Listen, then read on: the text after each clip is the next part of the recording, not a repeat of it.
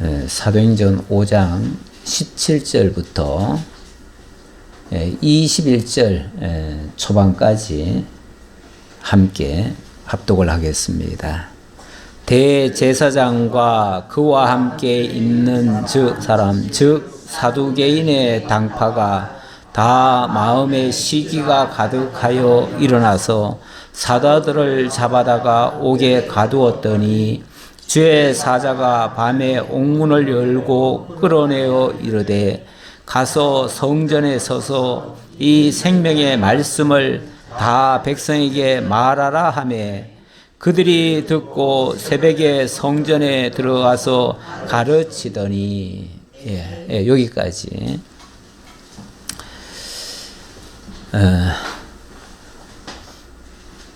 좌우간 잘 되는 꼴을 보기가 힘든 것 같습니다. 사람들의 마음이 잘 되면은 시기가 일어나요. 하나님의 교회가 성령으로 말미암아 놀라운 역사가 일어나고 그것 때문에 성도들이 많아졌습니다. 그러니까 그걸 시기하는 자들이 있습니다. 지난주 마지막에서는 그 교회가 탄생하면서 초대교회니까 아무것도 없는 상황에서 시작하다 보니까 굉장히 어려운 상황이었지요. 경제적으로도 많이 쫓겼을 테고요. 그러니까 성도들이 성령이 충만하니까 더 이상 너 나 할 것 없이 자기 것을 자기 것이라 하지 않고 다 내어놓았어요. 그래서 서로 형제처럼 가족처럼 그렇게 지냈습니다. 참 아름다운 모습이죠. 그 가운데 한 사람, 요셉이라고 하는 사람은 자기의 전 재산까지 다 팔아다가 내어놨어요. 그러니까 교회로서는 그 사람 때문에 그 어려운 시기를 잘 이겨냈고 또 큰 위로를 받았지요. 그래서 위로자라는 뜻으로 바나바라 이렇게 칭했어요. 먼저 성경에는 권위자라 그랬는데 이 권위자라는 말이 무슨 권세자라는 뜻이 아니고 그 위로했다는 거예요. 크게 위로했다는 거예요. 권이라고 하는 게 권고한다, 권면한다 그런 뜻의 권자거든요. 그러니까 권세 권자가 아니에요. 격려한다 이런 차원. 거기다가 위로니까 크게 위로한 사람이다. 교회로서는 너무나 귀하게 생각하고 그렇게 말을 했더니 그걸 또 시기한 사람이 있었잖아요. 그래서 아나니아라는 사람이 저 사람이 돈을 많이 내니까 아주 크게 불러주네. 나도 그렇게 돼야지 하고서 그래서 그것을 사도들 앞에 와가지고 나도 재산 다 팔아다가 내겠습니다. 그러면서 나도 한 자리 주세요. 이런 뜻이겠죠. 그런 뜻에서 얘기한 거죠. 만약 그렇지 않으면은 그냥 내놓으면 되는 건데 정말 그렇게 마음이 감동이 됐으면 그것을 그 물질을 하나님이 주시는 것을 하나님 주신 마음으로 하나님이 하라는 대로 그냥 하면 되는 건데 그걸 미리 와서 얘기를 했다고 하는 것은 내가 이렇게 할 테니 알아달라 그 얘기죠. 그런데 베드로가 안 알아줬죠. 안 알아주고 안 알아줄 뿐만 아니라 그 물질을 가져왔을 때 이게 전부냐 이렇게 물었어요. 오히려. 왜냐하면 자기가 전부를 다 드리겠다고 했으니까 이게 전부냐 물었어요. 그랬더니 예 전부입니다 그래요. 베드로가 뻔히 알지요. 얼마를 숨겨놨다는 걸 뻔히 알고 있어요. 이미 성령께서 감동을 주셔가지고 다 알고 있는데 그렇게 말을 하니까 왜 속이느냐. 물질이 내게 있을 때도 그 땅이 내게 있을 때도 너 거였고 지금 판 후에도 너 건데 네가 그것을 컨트롤해서 네가 주장하면 되지. 왜 그 사탄이 시키는 대로 속아가지고 그 물질에 종이 되었느냐. 이걸 지금 지적한 거예요. 그러면서 네가 낼 수도 있고 안 낼 수도 있고 네 마음대로 할 수 있어. 땅은 그대로 놔둘 수도 있고 팔 수도 있고 낼 수도 있고 안 낼 수도 있어. 그런데 왜 속이느냐? 그랬더니 아니라고. 내가 속인 거 아니라고. 이러면서 얘기를 했단 말이에요. 그러니까 네가 지금 나한테 거짓말을 하는 게 아니고 성령을 속이는 거다. 그 말을 하자마자 그만 그 자리에서 그냥 죽어버렸어요. 아주 끔찍한 일이 벌어져 버렸어요. 그러니 사람이 죽었으니 어떻게 해요? 내다가 장사를 했지요. 장사를 했는데 몇 시간이 지나도 남편이 돌아오질 않으니까 부인이 또 왔어요. 와가지고 뭐 아마 남편에 대해서 물었겠죠. 그랬더니 그거에 대해서 사도가 대답을 하는 게 아니라 네가 그 한 것이 이게 전부냐 그랬더니 또 전부라는 거예요. 왜 너희들이 이렇게 쉽게 말하면 같이 그렇게 또 거짓말을 하느냐. 함께 꾀하여 이렇게 표현했죠. 함께 꾀하여 하느냐. 또 성령을 네가 속이는 거다. 그러니까 그 자리에서 또 그 아내까지도 죽어버렸어요. 아니 연보해놓고 한순간에 그냥 두 부부가 죽어버리는 이 끔찍한 일이 초대교회에 일어나 버렸어요.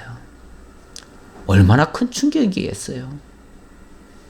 이거는 굉장히 불행한 일입니다. 엄청나게 큰 불행한 일인데 그러면 이것 때문에 어떻게 됐을까? 교회가 무너졌을까? 그건 아닙니다. 오히려 성도들에게는 하나님이 살아계시고 성령이 매 순간 함께 역사하고 있다는 사실을 모든 성도들이 확실하게 체험하는 계기가 되어버렸어요. 그래서 결과적으로는 믿는 사람들이 더욱 많아졌고 교회는 더욱 크게 부흥하였다고 합니다. 그러니까 분명히 부정적인 사건 같은데 결과적으로는 하나님이 그 일을 통해서 교회를 더 부흥시키는 그런 결과가 만들어졌어요. 그랬더니 이번에는 또 다른 시기가 벌어지네요. 이번에는 밖에서의 시기가 또 일어납니다. 그거는 대제사장과 그의 가문들이 이걸 또 가만 놔두질 않습니다. 그래서 또다시 사도 베드로를 잡아서 옥에다가 가둬버립니다. 더 이상 내버려뒀다가는 모든 백성들이 다 저 사람들을 따라가겠다 싶은 거예요. 그래서 더 이상 방치했다가는 걷잡을 수 없게 된다고 하는 그 두려움 때문에 그러면 자기네들이 망한다 이 뜻이겠죠. 그게 참이고 진리고 진실이고 하나님이 하신 일이라는 생각은 안 하고 어쨌든 자기네들이 지금까지 누리던 그 기득권을 다 잃어버릴 수 있는 그 위기감 때문에 나오는 현상이죠. 그래서 다시 핍박의 상황이 벌어지게 되어집니다. 그래서 5장 17절부터는 핍박과 복음 증거의 내용인데요. 대제사장과 그와 함께 있는 사람, 즉 사두개인의 당파가 다 마음의 시기가 가득하여 일어나서 사도들을 잡아다가 옥에 가두었더니 사도들을 이번에 잡아 가둔 거는 뭐 다른 이유가 하나도 없어요. 그냥 시기심이에요. 내버려뒀다가는 자기네들이 망할 것 같아요. 이 대제사장 가문이 원래 사독파거든요. 사독파. 그 사독파의 일가들이 사두개인들이에요. 그러니까 사두개인들은 소위 말해서 옛날부터 내려오던 대제사장의 가문으로서 그 집안에 있다는 이유로 모든 혜택을 받아왔어요. 지금까지. 그 중에 일부는 대제사장이 돼서 성전을 직접 관리하고 성전에서 나오는 모든 이득을 취하고 거기서 나오는 모든 세금으로 자기네들이 다 먹고 살아요. 그러니까 자기네들에게 엄청난 이득을 가져다 주는 것이 소위 말해서 성전이에요. 성전. 성전을 중심으로 해서 이들은 엄청난 이득을 누리고 있고 또 권세까지 쥐고 있는 거예요. 그런데 베드로가 지금 예수를 전함으로 말미암아 예수 때문에 자기들이 망하게 생겼어요. 왜냐하면 예수를 죽인 당사자들이 자기들이거든요. 자기들이 예수를 죽였는데 그 예수가 주와 그리스도라고 하고 주와 그리스도로서 이 모든 표적들을 일으키면서 엄청난 역사들이 일어나고 거기에 사람들이 와 하고 다 몰려가니까 이거를 내버려 뒀다가는 막말로 우리는 망한다 이런 생각이 든 거예요. 그래서 자기네들이 안 망하려고 일단은 사도들부터 잡아 넣어야죠. 그래서 사도들을 잡아다가 옥에 가두었더니 근데 그날 밤에 건드리면 더 큰 역사가 일어납니다. 막는다고 막아지는 게 아닙니다. 하나님의 역사는 사람이 막으려고 해서 막아지는 게 아니에요. 주의 사자가 밤에 옥문을 열고 끌어내어 이르되 가서 성전에 서서 이 생명의 말씀을 다 백성에게 말하라 하며 주의 사자가 그날 밤 그 옥에 오신 거예요. 와가지고 옥문을 열고는 강제로 끌어내요. 그 사도들을 끌어내요. 그러니까 사도들이 뭐 자기네들이 발악을 하고 가겠다고 하고 난리를 쳐서 나온 게 아니고 자기네들은 이미 잡혔으니까 이제 어찌할 수 없다, 할 수 없다. 뭐 이제는 감옥에 갇혀야 되겠다. 뭐 그러고 생각하고 있는데 포기하고 있는데 갑자기 주의 사자가 문을 활짝 열어놓고는 그리고는 강제로 끌어내버려요 밖으로. 그리고는 하는 말이 가서 성전에 서서 이 생명의 말씀을 다 백성에게 말하라 하며 아니 지금 그 성전의 대제사장과 그 일당들 그 사두개파들이 몽땅 자기네들을 잡아다가 지금 감옥에 쳐넣었는데 그런데 이 사도들을 다시 그 성전에 갔다가 놓으라는 거예요. 성전으로 가라는 거예요. 가가지고 거기에 오는 모든 사람들에게 이 생명의 말씀을 선포하라 이렇게 얘기를 해요. 거기서 지금 방금 잡혀온 셈인데 거기 다시 가서 그 죽이려고 하는 자들 그 악의 무리들이 모여있는 그곳에 가가지고 복음을 전하라는 거예요. 그래서 그들이 듣고 새벽에 성전에 들어가서 가르치더니 이른 새벽부터 아마 성전에 있었으니까 그곳에 사람들이겠죠. 그 성전 안에 있는 사람들이겠죠. 그랬더니 대제사장과 그와 함께 있는 사람들이 와서 공회와 이스라엘 족속의 원로들을 다 모으고 사람을 옥에 보내어 사도들을 잡아오라 하니 아니 그런데 지금 새벽에 지금 사도들이 와가지고 막 예수에 대한 이야기를 하는 거예요. 예수. 쉽게 말하면 너희가 죽인 그 예수가 하나님의 아들 그리스도시고 너희를 구원할 구주다. 이런 식으로 지금 선포하고 있는 거예요.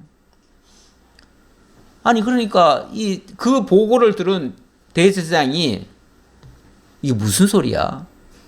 분명히 잡아 넣었는데 그런데 지금 성전에 와서 또 선포하고 있다니 아마도 저거는 뭐 아닐 거야. 저거는 거짓말일 거야. 또는 뭐 딴 사람이 와서 하는 걸 거야. 어제 분명히 우리는 사도를 잡아 넣었는데 그런데 지금 여기 와서 전하고 있다니까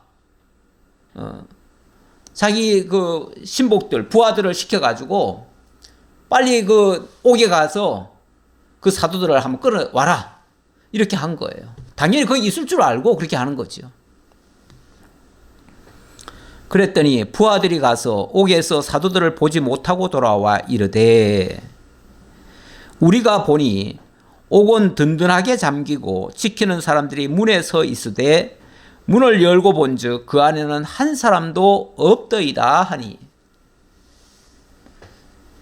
자기들이 가보니까 옥문은 딱 닫혀 있어요. 그리고 앞에는 그 군병들이 다 지키고 있어요. 그러니까 그 옥문이 열린 적이 없어요. 그러니까 당연히 그 안에 있겠지 하고 그 옥문을 활짝 열고 그 안을 들어가 보니까 그 안에 아무도 없는 거예요. 분명히 사도들이라고 했으니까 베드로 한 사람은 알 테고 아마 몇몇 사도를 같이 집어넣었겠죠. 그런데 아무도 없는 거예요. 그 사실을 그대로 가서 보고를 하니까 24절 성전 맡은 자와 제사장들이 이 말을 듣고 의혹하여 이 일이 어찌 될까 하더니 굉장히 의심스럽게 생각하기도 하고 또 한편으로는 또 걱정이 되는 거죠. 아니 이게 말이 안 되는 얘기인데 이게 사실이라면 더 큰 문제가 불거지겠죠. 더 큰 역사가 일어나겠죠. 아니 지금 정상적으로 하는데도 지금 사람들이 막 와 하고 지금 따라가는 판인데 만약에 자기네들이 잡아 가둔 그 사도들이 어떤 역사인지는 모르겠으나 멀쩡하게 지금 성전에 자기네들 누구 타투도 안 받고 거기 와가지고 지금 복음을 전하고 있다면 이거는 뭐 더 걷잡지 못할 일이죠. 그야말로 하나님이 그렇게 하셨다라고 밖에 말할 수 없는 거죠. 이거는 다른 걸로는 설명할 수가 없어요. 이거는 하나님이 하셨다고 밖에는 할 수가 없어요.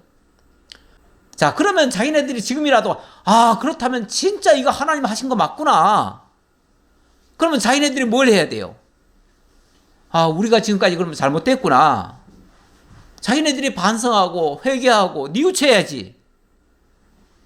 그런데 그렇게 하면 그걸 만약에 인정을 해버리면 우리는 망한다. 이 생각을 하는 거죠. 우리는 망한다. 그러니까 이거를 이제 막는데 급급하는 거예요. 막는데. 그걸 사실로 드러나도 사실을 인정하는 게 아니고 사람들이 자기가 악한 편에 있으면요. 그 악한 것이 드러나도 그걸 시인을 못해요. 그거 하면은 자기도 죽으니까. 자기도 죽는다고 생각하니까.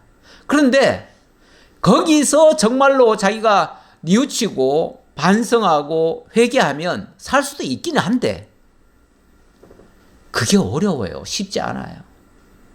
세상에서도 한번 악에 속했던 사람들은 자기의 죄를 지적을 해줘도 그걸 뉘우치기가 힘들어요. 사실은 아나니아도 그걸 일깨워줬잖아요. 몇 번이나 기회를 주잖아요. 그런데도 그 기회를 놓치는 이유는 시인하기 싫은 거예요. 그리고 일단은 악한 마귀의 종이 돼서 그래요. 자, 그래서 사람이 와서 알리되 보소서 옥에 가두었던 사람들이 성전에 서서 백성을 가르치더이다 하니 사실대로 알려야지 어떻게 합니까? 사실대로 알렸지요. 알렸더니 성전 맡은 자가 부하들과 같이 가서 그들을 잡아왔으나 강제로 못하면 백성들이 돌로 칠까 두려워함이더라. 일단 그래도 또 잡아넣어야지 뭐 어떻게 해요? 또 잡아넣어야지. 또 잡아넣어야 되는데 잡아넣긴 잡아넣는데 강제로는 못했다 그래요. 왜냐하면 이미 그 이야기를 들은 사람이 그게 다 사실로 드러나 버렸잖아요. 뭐가 진실인지가 드러나 버렸잖아요. 그런데 억지로 어떻게 하겠냐 그 말이죠. 그러니까 억지로는 못하고 그러나 네가 여기 있으면 안 된다. 다시 감옥에 가 있어야 된다. 그래가지고 다시 감옥으로 끌고 가는 거죠. 자, 그래 놓고 그들을 끌어다가 공회 앞에 세우니 대제사장이 물어 이르되 그들을 끌어다가 이번에는 이제 공회 앞에 세웠다고 하네요. 그러니까 이거를 다른 방법으로는 제어할 방법이 없으니까 이제 법으로 이걸 금지하기 위해서 법으로 하려면은 일단 회의를 해야죠. 뭐 재판을 해야죠.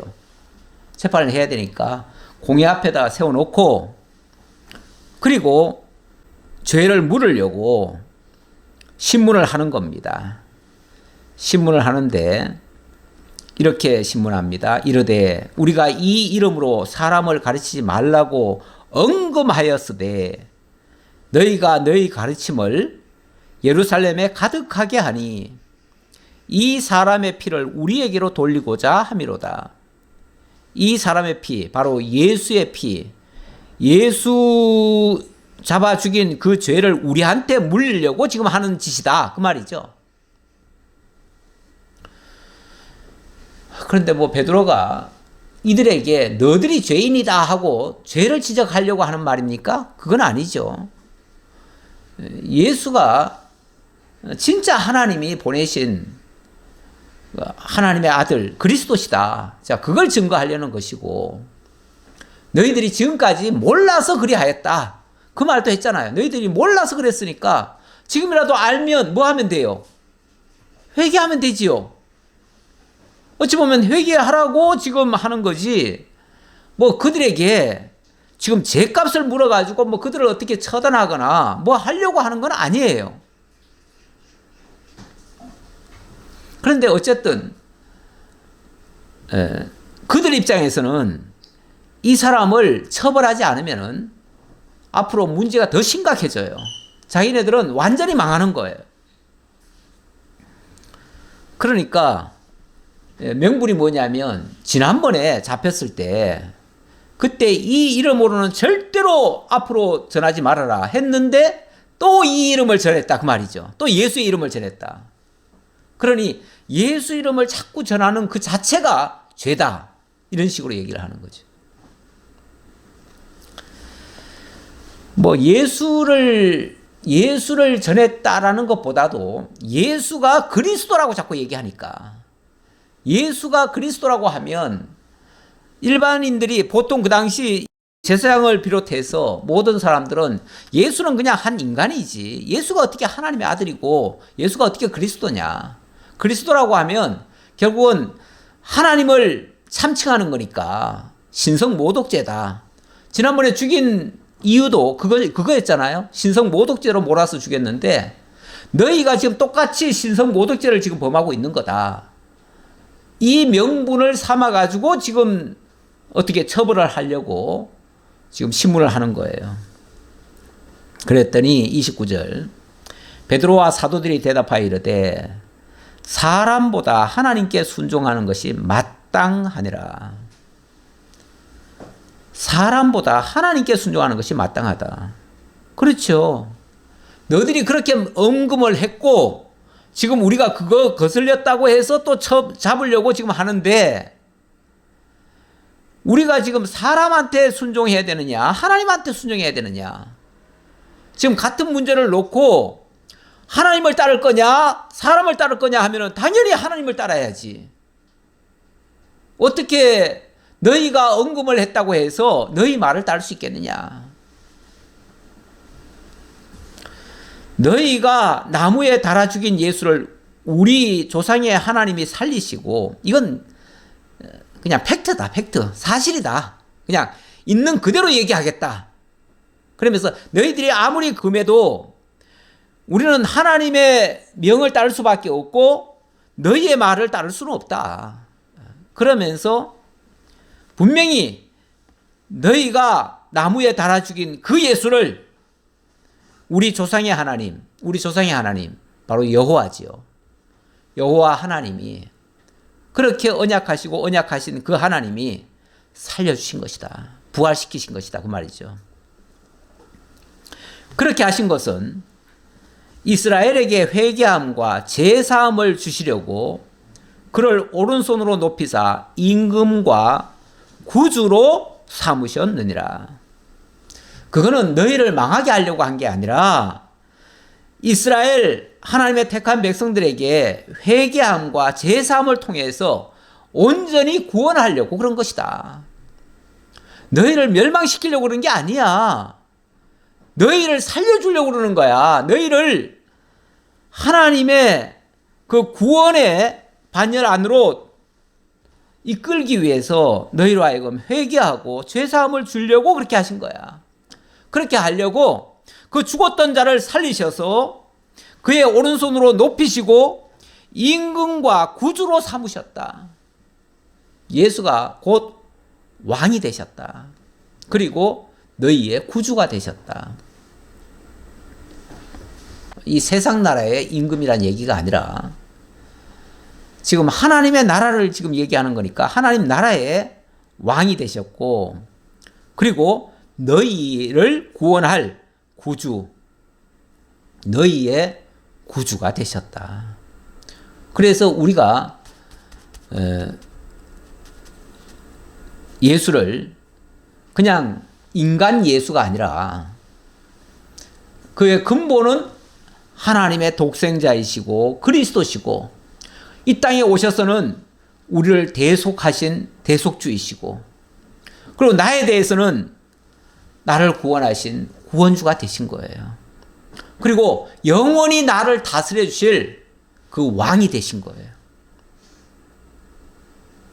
그렇게 지금 설명을 하는 거죠. 그렇게 설명을 하면서 우리는 이 일의 증인이요, 이 사실을 우리 눈으로 다 목격하고 함께 경험했던 그 자로서, 그런 우리들로서 이것을 증언하지 않을 수가 없다, 그 말이죠.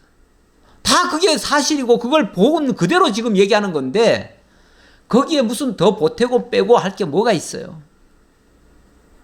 이 일에 우리가 증인이고, 하나님이 자기에게 순종하는 자들에게 주신 성령도 그러하니라 하더라. 너희는 지금 시인을 안 하고 인정을 안 하겠지만 하나님이 자기에게 순종하는 자들, 다시 말하면 예수를 그리스도로 영접한 자들, 그들에게는 이 모든 사실을 다 밝히 드러내 보여주신다. 그러니까 이 사실이 믿어지는 자는요, 이 사실이 믿어지는 자는 하나님이 자기에게 순종하는 자들이라고 말할 수 있고, 그가 바로 하나님의 자녀가 되는 거죠. 하나님의 자녀들에게만 이 사실이 믿어지고 깨달아지고 그렇습니다. 그렇게 하기 위하여 사람들에게 주신 성령도 그러하니라. 성령도 이 사실을 증거하는 것이다. 그러니까 이 모든 역사는 지금 내가 증거하는 게 아니고 성령이 증거하는 거야.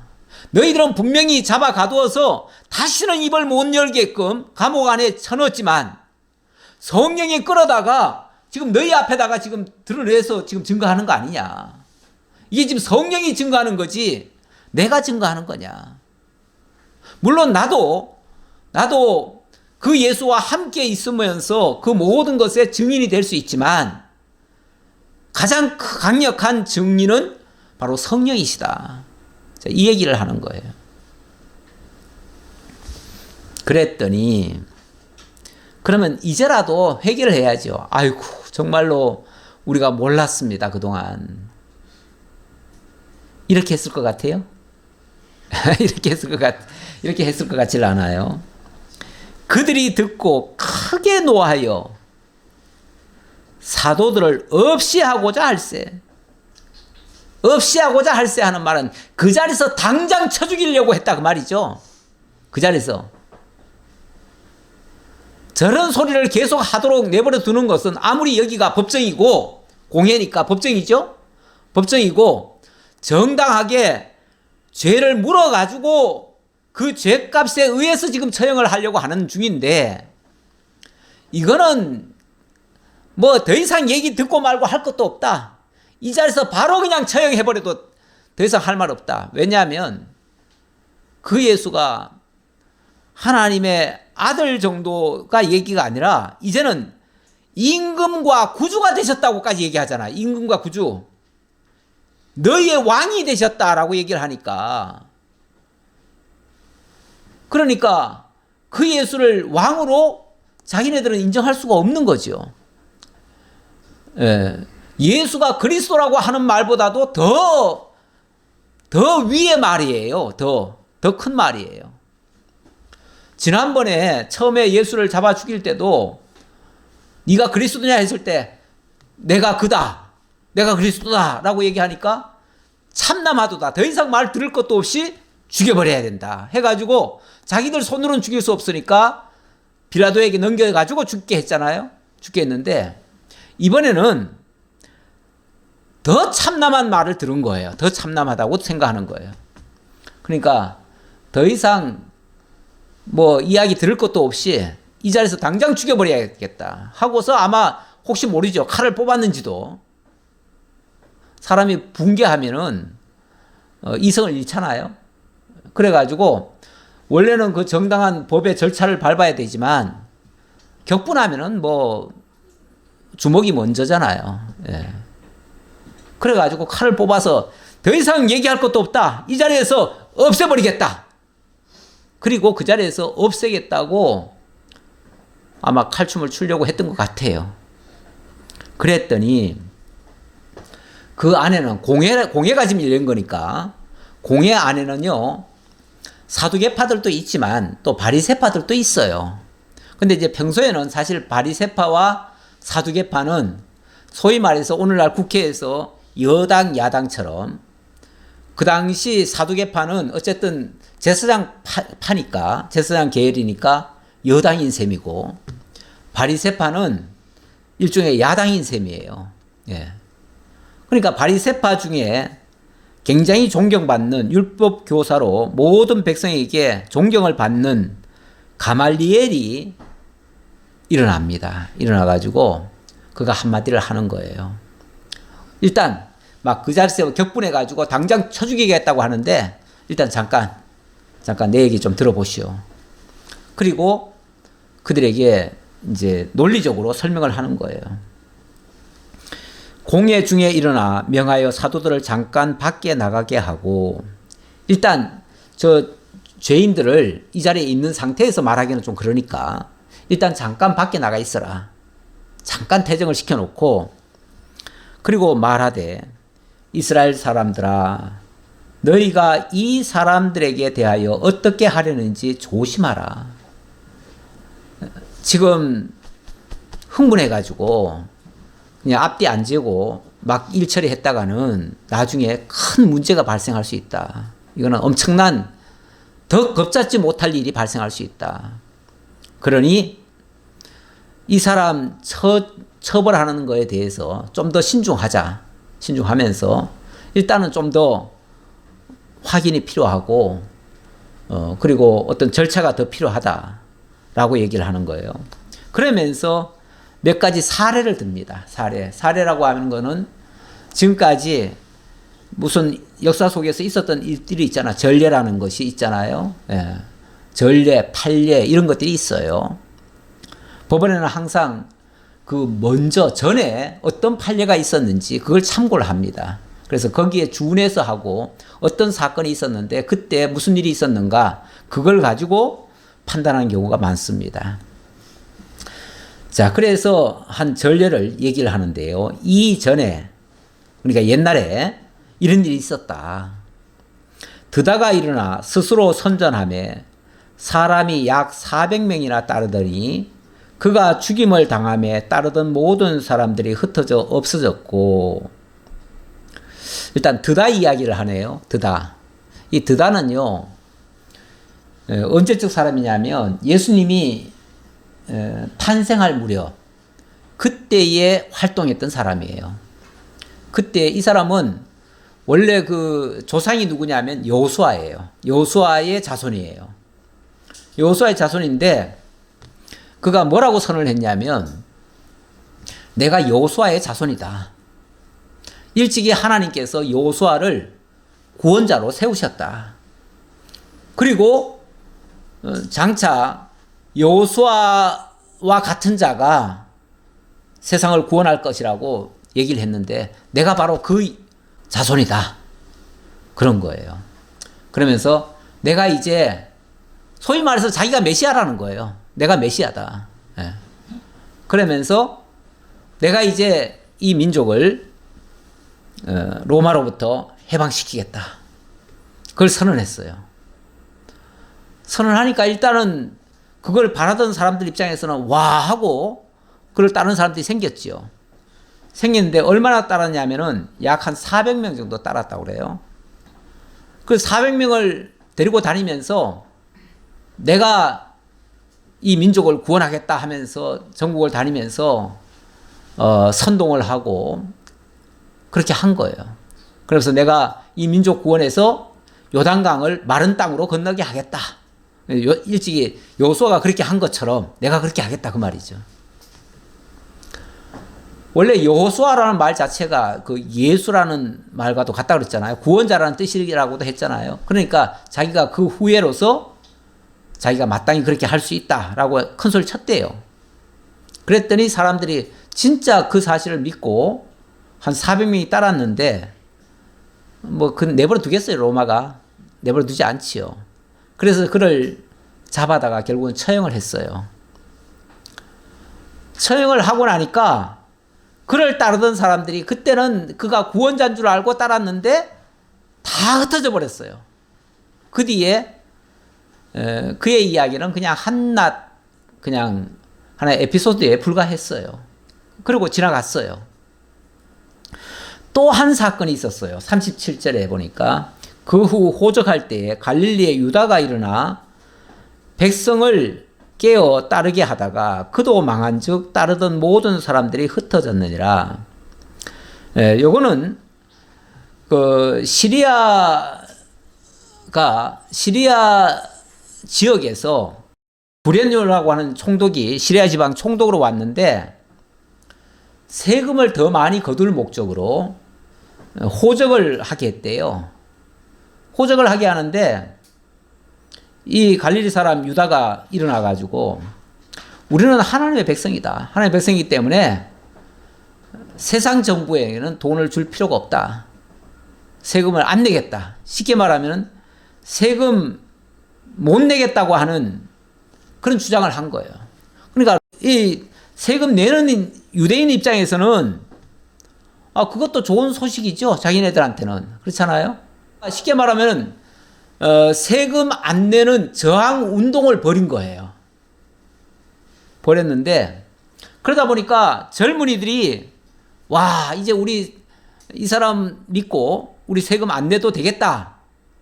그렇게 생각하고 또 많이 따랐는데 그러나 뭐 얼마 안 가서 또 로마 정부에 반역죄로 잡혀가지고 그 사람도 처형이 됐어요. 처형되고 나니까 그를 따르던 무리들이 다 흩어지고 말았어요.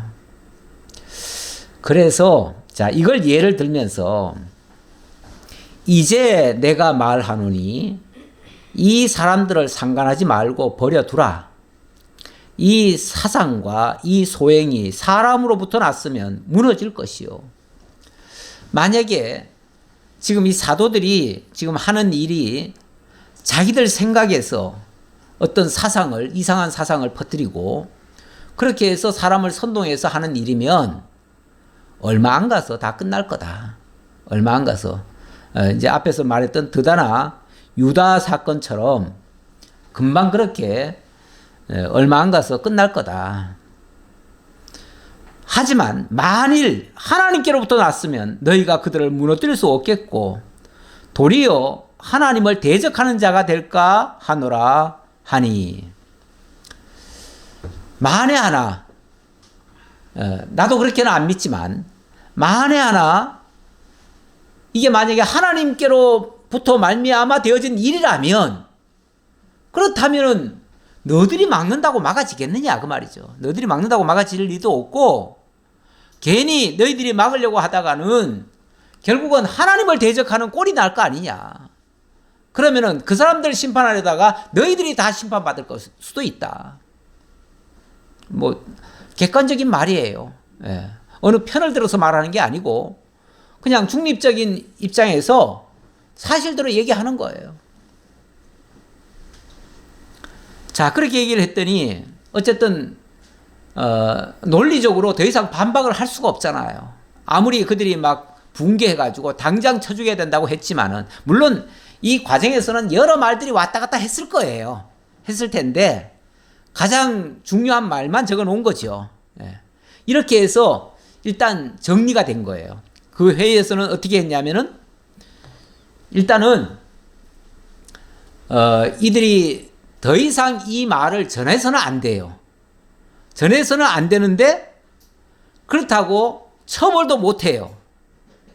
그러니까 일단은 다시는 전하지 못하게 하기 위해서 엄중 경고를 하고, 그리고 일단은 너희가 뭐 또 다른 죄를 붙였겠죠.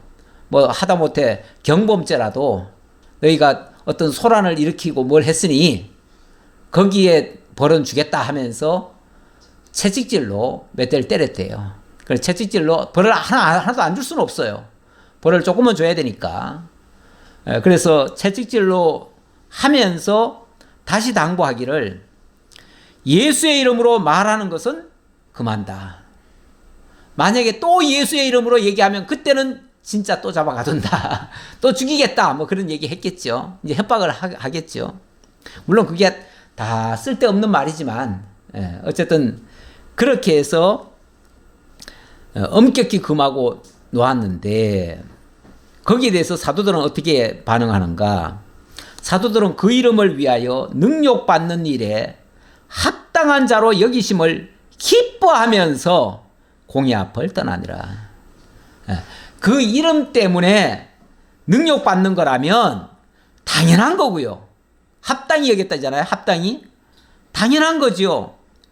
그리고 그렇게 여기심을 오히려 기뻐했다.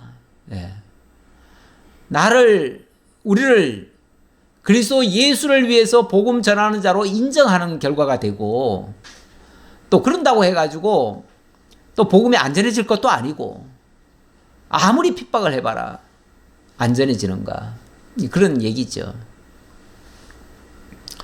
뭐 지난 주간인가 지지난 주간인가 중국에서 이 가정교회, 조선족 가정교회를 급습을 해가지고 중국에서 제일 큰 교회가, 거기에서 아마 목회자가 한 300여 명이 모여가지고 뭐 예배를 드렸는지 공부를 했는지 뭘 했다고 그래요. 근데 그 300명을 다 잡아가뒀어요. 그러면서 지금까지 중국 기독교 역사상 최대 많은 목회자를 한꺼번에 일망타진을 했다는 거죠.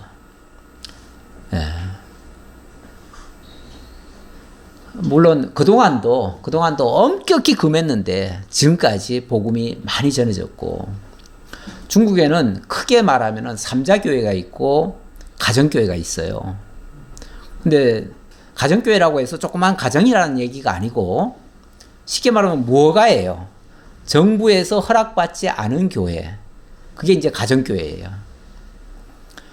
근데 정부에서 허락받은 교회는 삼자교회라고 그러는데, 삼자교회는 정부에서 일일이 다 간섭을 해버려요. 간섭을 하고, 이제 앞으로는 뭐 지금 그게 시행이 됐는지 안 됐는지 모르겠으나 앞으로는 11조도 정부에서 가져가겠다고 그래요. 가져가고 정부에서 그 삼자교회의 목회자에게 사례비를 주겠다. 그러니까 모든 재정은 정부가 관리한다. 그러니까 뭘 가르치고 뭘 할 건지까지도 정부에서 다 지도한다. 이게 이제 삼자교회의 그 취지예요. 그거는 정부교회죠, 정부교회. 정부가 허락하지 않는 건 절대 못 전하는 거죠. 정부가 허용하는 것만 전해라, 이거예요. 그 대표적인 게 뭐 청소년 그 이하는요 아예 복음도 못 전하게 해요. 전해서는 안 돼요. 아이들에게는 복음 전하면 안 돼요. 뭐 자기 말로 교회 나중에 나오는 자들은 봤대. 전도는 못하게 하는 그런 스타일이죠. 어쨌든 그게 이제 삼자교회의 모습이고, 가정교회는 몰래 전하는 거예요. 몰래. 때로는 잡혀 죽으면서도 그냥 전하는 거예요. 그러니까 그 사람들은요 진짜 목숨 내놓고 합니다. 제가 그 가정교회 제가 많이 했잖아요. 했는데 할 때는 진짜 숨어서 할 수밖에 없어요. 진짜 가정에서 예배 드리기도 하고. 근데 한 번은 그 가정에 공안들이 들이닥친 적이 있어요. 들이닥쳤는데 그날따라 거기에 한 10대 명이 모였거든요. 10대 명이 모여서 이제 거기서 아예 그렇게 이제 집회를 하기 위해서 일부러 2층 집을 빌려가지고 한 거예요. 그러니까 이 한 층은 그냥 잠자고 한 층에서 이제 공부하기 위해서, 그래서 많이 수용하기 위해서 그렇게 했는데, 그날따라 신발이 너무 많았어 거기에. 그러니까 공안이 들어왔는데 그게 보인 거예요.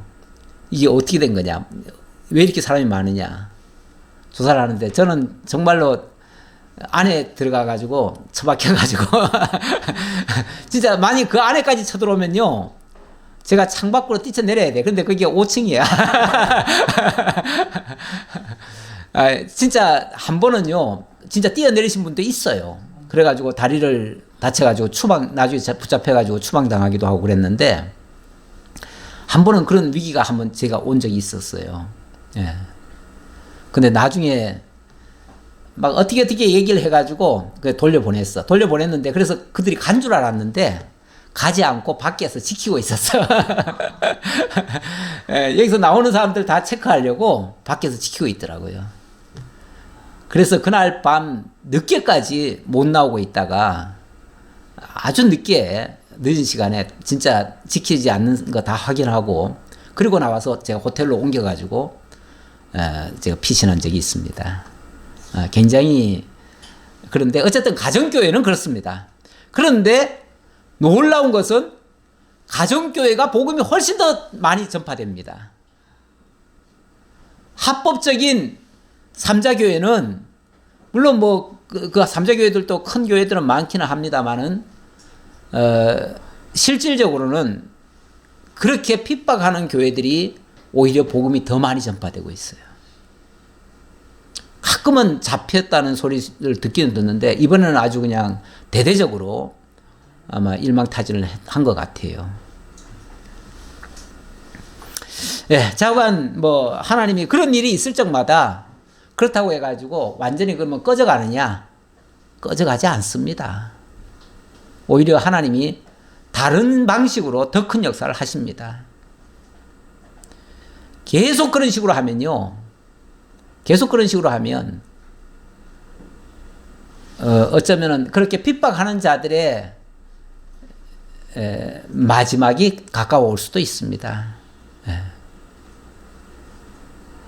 요한계시록, 이번에 우리 목회자 세미나 하면서 요한계시록을 같이 연구를 해가지고 발표를 했는데, 물론 저도 조금 발표했습니다만은, 요한계시록의 내용이 그겁니다. 요한계시록이 그 당시 로마 정부가 그 교회를 죽이려고, 진짜 그 지도자를, 요한 사도가 그 당시에 감독인데, 총감독인데, 그 요한을 죽이려고 여러 번 시도했고, 그렇게 하다가 도저히 안 되니까 나중에는 밤모섬에다가 집어넣어 버렸어요.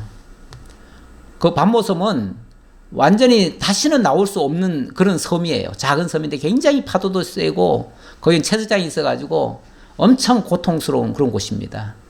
거기서는 더 이상 이제 복음 전할 수가 없는 거죠. 그런데 거기서 사도 요한이 요한계시록을 쓰잖아요. 그 내용이 뭐냐면, 그 로마를 큰 성 바벨론이라고 지칭하면서, 큰 성 바벨론 반드시 무너진다. 그때 당시 도미니안 황제가 자기를 신이라고 그랬어요. 내가 하나님이다. 그러니 나를 경배해라. 그러는데 기독교는 예수 외에 무슨 하나님이 있느냐? 무슨 신이 있느냐? 아니, 인간이 어떻게 신이 될 수 있느냐? 그러면서 거부했단 말이에요. 거부하니까 잡아다가 집어넣어 버렸어요. 그런데 그 요한 사도가 그러는 거예요. 반드시 승리한다. 교회가 승리한다. 그러니까 끝까지 견디고 잘 참고 인내하라. 이제 그런 편지를 쓴 거예요. 그런데 어떻게 됐을까요? 도미니안 황제가 갑자기 죽어버려요. 갑자기 죽으니까 그 밤모섬에 잡혀갔던 요한 사도를 다시 풀어줍니다. 풀어줘가지고 요한 사도가 에베소로 돌아와가지고 예수님의 어머니가 그때까지 살아있었거든요. 예수님의 어머니 모시고 끝까지 복음 전하다가 그 여러 사도들 중에서 유일하게 자연사를 했습니다. 다른 사람은 다 목이 베어 죽거나 다 죽었는데 사도 요한은 예수님이 마지막에 그 당부를 했죠. 십자가 밑에서 마리아 자기 어머니를 가리켜서 내 어머니다. 나의 어머니가 아니라 너의 어머니다.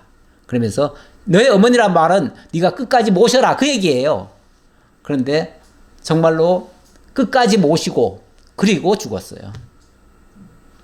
하나님이 이렇게도 하십니다. 이렇게도 하셔서 아시아 7교회가 번성하도록 그렇게 역사하셨어요. 그러니까 그 핍박 가운데서 교회가 세워지는 것이지 형통한 가운데서 모든 것이 만사형통 아무런 저항도 없고 이런 가운데서 교회가 부흥하지 않습니다. 기도하겠습니다. 감사합니다. 하나님 살아서 주와 그리스도시고 또 우리의 참된 왕이 되셨음을 오늘도 환난과 핍박 가운데서도 전하시는 이러한 역사를 보았습니다. 다 성령께서 하시는 일이고 천상에 계신 주님께서 친히 통치하시는 모습입니다. 주님의 살아계심을 오늘을 사는 우리들도 확실히 깨닫고 이 세상 그 어떤 위협에도 굴하지 않고 다 이겨내며 승리할지언정 그런 것에 굴복해서 사탄의 종노릇 하다가 망하는 그러한 어리석은 자들 되지 않도록 주님께서 함께해 주옵소서. 우리 주 예수 그리스도의 이름으로 기도하옵나이다. 아멘.